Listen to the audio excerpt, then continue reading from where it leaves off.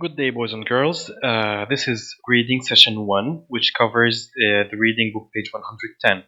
Page 110 contains scene 3, which is the last scene in our drama Sybilludingtonsride.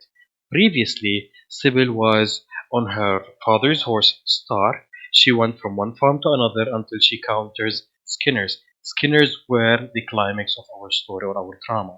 Skinners are bandits or criminals that would steal during wartime, and they would take advantage of that. Now, scene 3 is where we see if Sybil was able to successfully rouse the militiaman or not.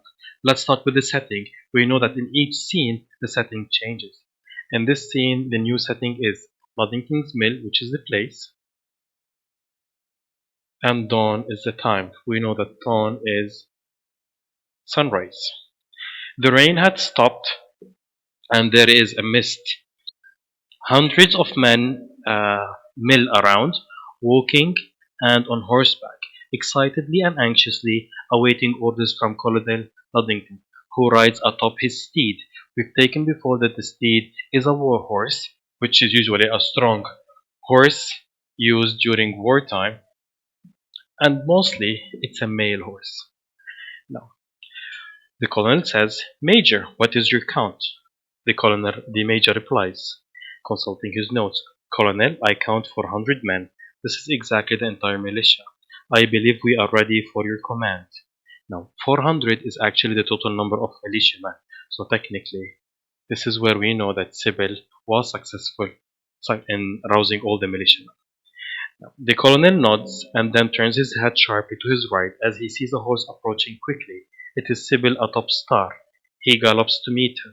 The colonel says, "Sybil, my brave daughter, how pleased I am to see you safe, and I cannot begin to express how proud I am of you. You raced all night across some 40 miles in the service of your country. These men are ready to ride to Danbury, where we will defend it against the British at all costs. If not for you, Danbury would certainly be lost. Now we at least have a fighting chance." Fighting chance, it means right now we are able to resist whatever threat was coming against us. Fighting chance is an expression that means that we are able to resist. Sybil replies by saying, "Thank you, father. I cannot lie to you. It was an arduous journey." We've taken the word arduous previously in the vocabulary handout. Arduous means a difficult, a really difficult journey. I countered some Skinners along the way, and in order to avoid them, I had to take a detour. Detour, the word that means I took another route, a different route, which cost me some time. But thanks to your map, I reached all the farms on your list. Now you are ready to lead the men to Danbury. The father replies to her by telling her, "I am indeed, child, and thank you. You are a true patriot." True patriot is a word, or a patriot is the word that means a person who loves his country.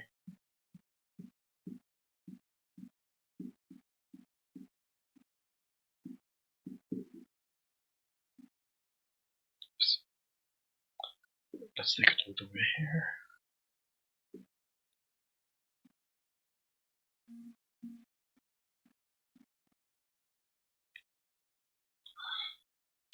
Sybil watches her father trot back to the major, who has been arranging the men into lines. The colonel confers with some of them and then shouts a command. The men gallop off into the morning toward Danbury, and for a long moment Sybil stays perched atop Star, watching them ride off. Perched is a word that's mostly used for birds. Perch is when a person stays still in one place. This word is more likely to be used on birds because usually birds perch on trees or on branches. So I can say to stay in one spot.